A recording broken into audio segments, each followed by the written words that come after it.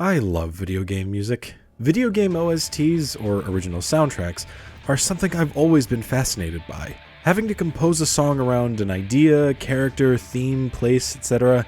is a challenge that I think has been done masterfully by quite a few different composers. While I do think it's worthwhile to make a lot of different videos dissecting what I believe are some of the best, most influential, and most important songs in gaming, today I wanted to start with something on the simpler side to discuss. You read the title, so hopefully you know what I'm going to be talking about today, so let's waste no time. This is why Order from Ultrakill is a masterpiece.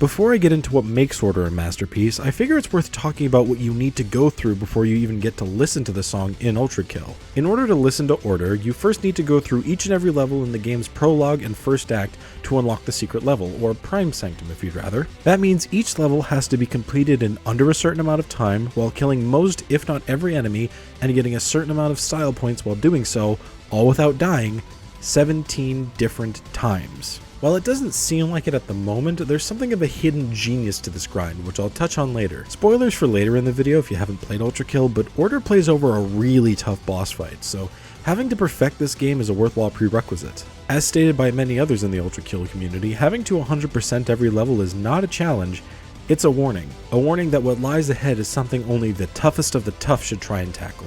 Sort of like the salty spittoon from SpongeBob. It's worth noting that context does play a significant role in talking about what makes Order tick, so bear that in mind. So, after perfecting every level in the prologue in Act 1, every boss and every enemy kneeling before you, you unlock P1. While you may be expecting something grandiose off the bat, you're instead immediately confronted with a modest torch, accompanied by a giant spinal staircase that twists and turns all the way down into a fleshy trapdoor that opens up into the real level. This is what everything so far has been building towards.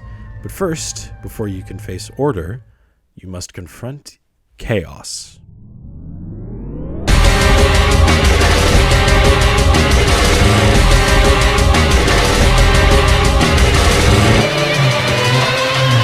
Everything you've gone through, every trial and tribulation, every infuriating restart and an unexpected death, and you've only been confronted with a prison holding the true prize. Up to this point, no other boss in the game has had the presence and or scale the Flesh Prison has had, and nothing has matched it in difficulty either. Before you fight the true enemy within the Soul Sanctum, you first have to face a challenge unlike anything you've ever seen before. If that doesn't set up an intimidating boss fight and provide the scary thought of what's being locked away, I don't know what does. Flesh Prison is admittedly a bit of a weird boss, but a great one nonetheless. It's an absolutely insane, inescapable gauntlet with lasers from the heavens, homing projectiles, eyeball beams, and black holes that bring your health all the way down to 1.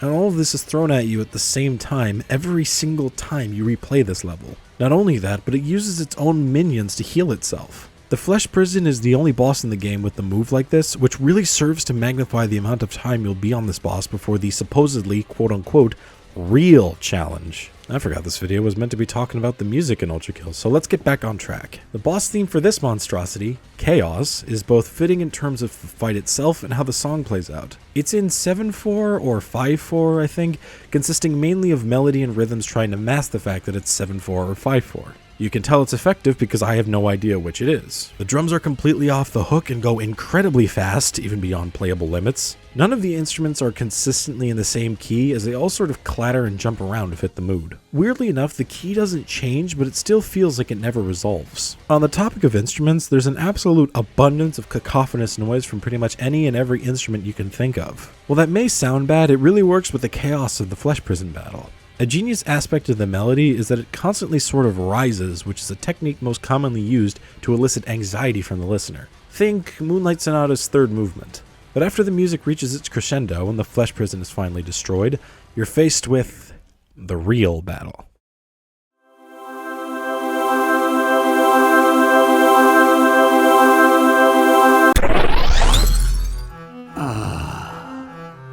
Free at last. Oh, Gabriel, now dawns thy reckoning, and thy gore shall glisten before the temples of man. creature of steel, my gratitude upon thee for my freedom.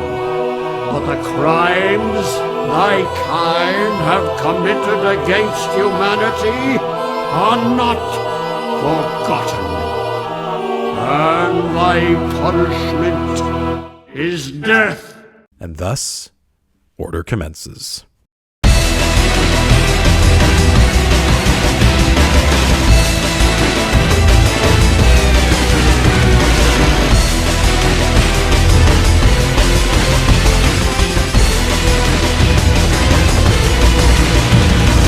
After showing your perfection, dedication, and sheer force of will, the king has come to face you.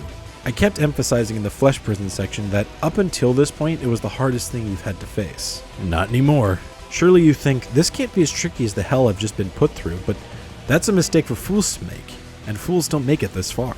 This is the true conclusion to the first act, a fight against the soul of a king locked away from the world. Sorry if it seems like I'm being a bit overdramatic with this introduction, but you need to hear and understand all of this to comprehend what truly makes this song and subsequent boss fight work so well. I personally think that literally everything in Act 1 builds to this, which is why I needed to talk about the level perfection requirement.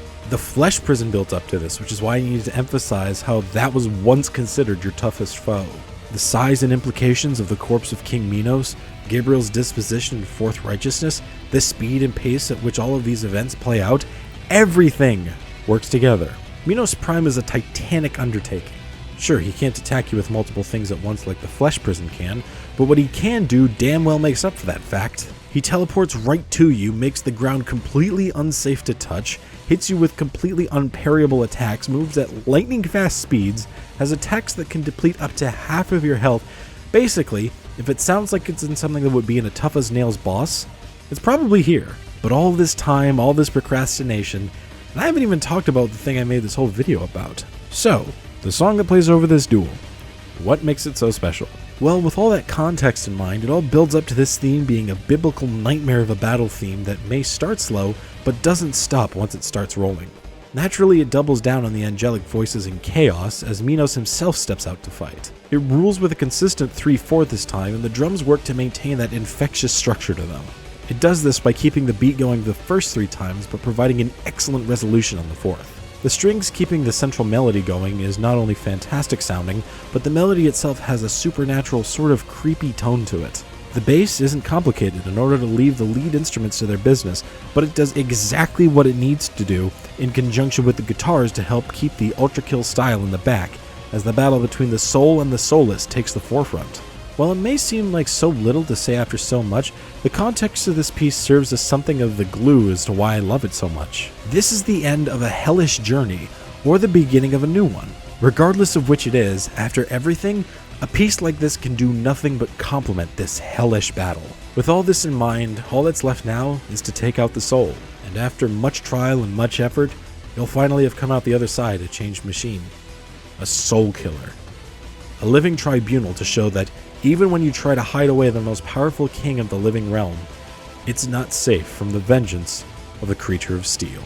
Forgive me, my children, for I have failed to bring you salvation from this cold, dark world.